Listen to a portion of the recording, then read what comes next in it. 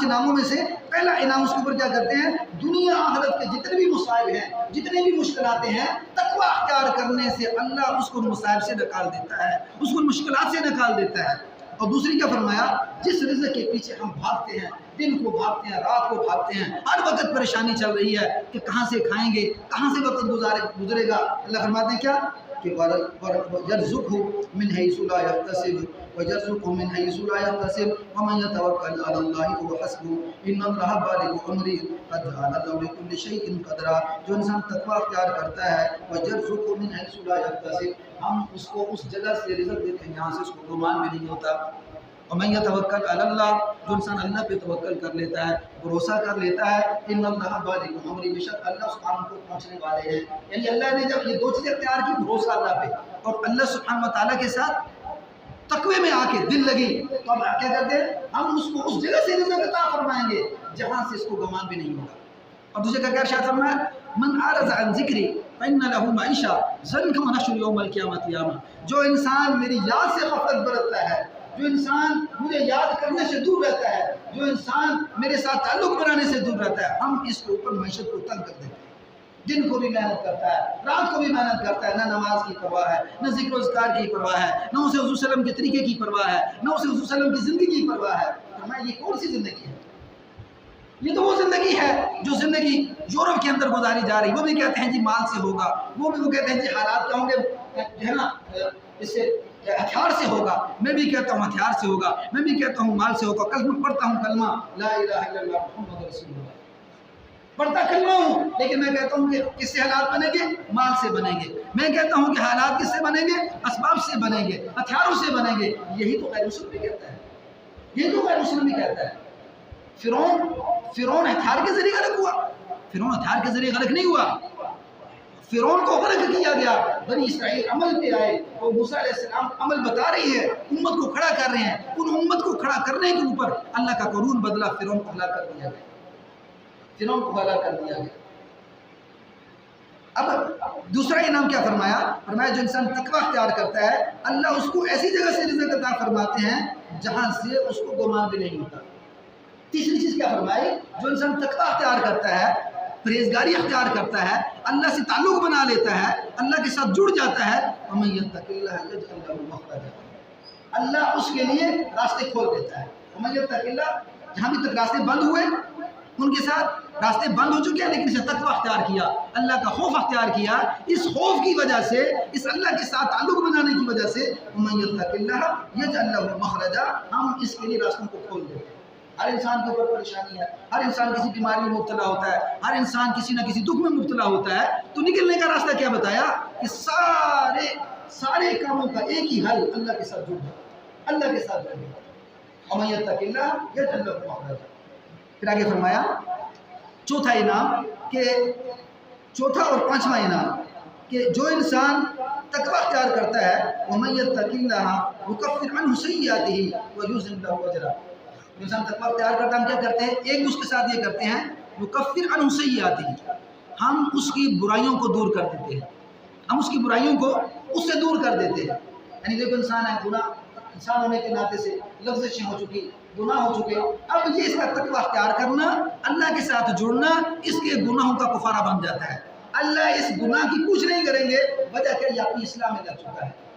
اور دیکھو انسان گناہ گار ہے، کوئی انسان ایسا نہیں، ہمارے باپ جد امجد حضرت آدم علیہ السلام سے ایک لفظش ہوئی، اور وہ لفظش کیا تھی کہ آپ کو منع کیا گیا کہ اس درخت کے پاس نہیں جانا۔ جب باپ کی فطرت میں ایک لفظش ہو چکی تو اولاد کی فطرت میں بھی لفظش ہوگی، لیکن باپ لفظش کے بعد چپ کر کے نہیں بیٹھا، باپ لفظش کے بعد اس گناہ کی آڑ میں 40 سال تک روتے رہے۔ جد امجد ہمارے ابا جان حضرت آدم علیہ السلام کتنے سال؟ 40 سال تک روتے رہے، اللہ مجھ سے گناہ تو ہو گیا ہے لیکن دل چین نہیں پکڑتا، روتے روتے روتے روتے آنکھوں کے سامنے سے یوں ایک نالی سی بن گئی۔ اور تفسیر کے اندر یوں لکھا ہے کہ چڑیاں آتی اور چڑیاں آ کے وہ پانی پیتی، وہ چڑیاں جب پانی پیتی تو حضرت آدم علیہ السلام اور روتے، کہتے اللہ کہ یہ چڑیاں میری اس رونے پہ ہنستی ہیں کہ میں نے کتنا بڑا گناہ کر دیا۔ تو غیر سے آواز آئی، آدم تیری توبہ اتنی کامل ہے نا، یہ چڑیاں ہنستے نہیں ہیں بلکہ تجھ پہ فخر کرتے ہیں، فخر کرتی ہیں کہ تیری توبہ کتنی کامل ہے، اس توبہ کی وجہ سے یہ چڑیاں تیرے اوپر فخر کر رہی ہیں، اور تیری آنکھ سے نکلا وہ آنسو شہد سے زیادہ میٹھا ہے، تیری آنکھ سے نکلا وہ آنسو شہد سے زیادہ میٹھا ہے۔ یہ کیا ہے؟ یہ توبہ ہے، یہ تقویٰ ہے، اللہ کے ساتھ تعلق ہے۔ اب ادھر شیطان کو دیکھو، ادھر شیطان کو دیکھو، شیطان کیا کر رہا ہے؟ آدم علیہ السلام کو باہر نکال رہا ہے، لیکن کہا آدم جا کے سجدہ کر، میں نہیں کروں گا۔ فَاسْقُلْنَا لِلْمَلَائِكَةِ اسْجُدُوا لِآدَمَ فَسَجَدُوا إِلَّا إِبْلِيسَ، سارے فرشتے گر گئے سجدے میں، کہا تو گر، فرمایا إِلَّا إِبْلِيسَ، مگر ابلیس وابا واستكبر، تکبر میں آ گیا، انکار کر، نہیں کرتا سجدہ۔ کیوں نہیں کرتا؟ وجہ کیا ہے؟ فرمایا میں اعلیٰ ہوں، میں بڑا ہوں، تو تیری شان کیا، بلند کیا ہے؟ فرمایا میں آگ سے بنایا گیا ہوں، یہ مٹی سے بنایا گیا، مٹی کا کام ہے نیچے کو آنا اور آگ کا کام ہے اوپر کو جانا، میں اس کا سجدہ نہیں کر سکتا۔ اور یہ ظالم اسی آڑ میں اڑا رہا، فرمایا کہ اس آڑ میں اڑتے اڑتے کبھی بھی اس کے دل میں یہ ندامت نہ آئی کہ میں کبھی تو توبہ کر لوں، کبھی تو توبہ کر لوں۔ فرمایا اللہ نے کیا فرمایا کہ جو انسان تقویٰ اختیار کرتا ہے ہم کیا کریں گے؟ ایک تو اس کے گناہوں کو معاف کر دیں گے، جو لفظ سے ہو چکی ہیں، جو اس سے گناہ ہو چکے ہیں اس کو معاف کر دیں گے۔ دوسرا کیا فرمایا؟ وَيُعْظِمْ لَهُ أَجْرًا، ہم اس کو بڑا عظیم اجر عطا فرمائیں گے، بڑا عظیم اجر عطا فرمائیں گے۔ یعنی موت کے بعد تقویٰ اختیار کرنے والے کو اللہ فرماتے ہیں میں ایک عظیم اجر عطا فرماؤں گا۔ فرمایا جب انسان کسی تکلیف میں مبتلا ہوتا ہے تو اللہ سبحانہ وتعالیٰ اس کے گناہوں کو معاف کرتے رہتے ہیں، یہاں تک کہ اللہ نے ایک بندے کا ایک مقام رکھا ہے جہاں موت کے بعد اس نے پہنچنا ہے۔ جب یہ بندہ اپنے عمل کی وجہ سے وہاں نہیں پہنچ سکتا تو اللہ اس کو تکلیف میں مبتلا کر دیتے ہیں۔ یہ جب تکلیف میں مبتلا ہوتا ہے، سختی اٹھاتا ہے، تکلیف اٹھاتا ہے، پریشان، اس کی زبان سے آگ کی آواز نکلتی ہے، ہائے اللہ اللہ اللہ، پریشان ہو گیا، یعنی سسکی کی آواز نکلتی ہے۔ یہ سسکی کی آواز نکلنے سے اللہ اس کے گناہوں کو معاف کرتے رہتے ہیں اور اس کو اس مقام پہ لے کے جاتے ہیں کہ اگر صحت میں اللہ اس کو صحت دے دیتے تو یہ انسان وہاں تک نہ پہنچ سکتا، بیماری کی وجہ سے یہ وہاں تک پہنچ چکا۔ فرماتے ہیں کہ اللہ سبحانہ وتعالیٰ کے جو نیک بندے ہیں ان میں اللہ سب سے بڑا انعام جن بندوں پہ کرتے ہیں کہ ان کو انبیاء کا ساتھ دیتے ہیں، ان کو نیک لوگوں کا ساتھ دیتے ہیں۔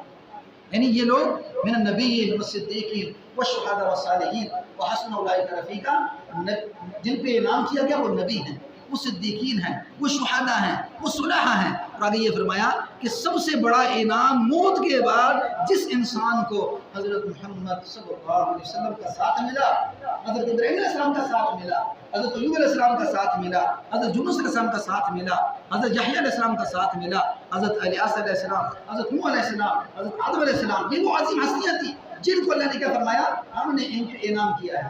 اور شہداء حمزہ رضی اللہ تعالیٰ عنہ، حضرت حمزہ رضی اللہ تعالیٰ عنہ بدر کے اندر جو صحابی شہید ہو گئے، جو حضرات انبیاء علیہ السلام کے دور کے اندر شہید ہو چکے، جو دین کی محنت کرتے کرتے شہید ہو چکے، آگے اللہ نے کیا فرمایا اور لوگوں تم جو محنتیں کرتے ہو نا ان سب محنتوں میں سے اگر محنت کرنی ہے تو ان جیسی محنت کر کے جاؤ جو محنت کر کے جا چکے، وحسن اولئک رفیقا، یہی بہترین ساتھی ہیں، یہی بہترین ساتھی ہیں۔